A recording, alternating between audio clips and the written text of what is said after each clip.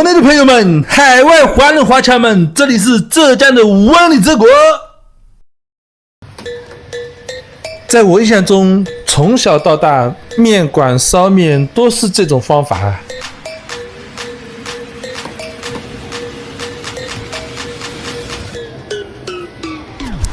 我点的是牛杂麦面，除了我点的牛杂麦面，还有其他的配料。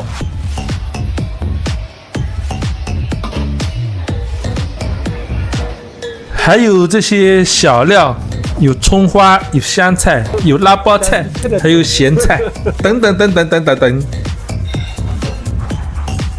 因为抖音有种草的任务，刚好这家店是我之前经过这里看到的，所以就进来尝一尝。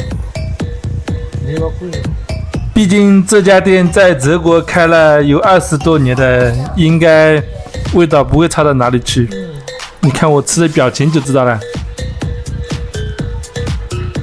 看到这里我就不多说了哈。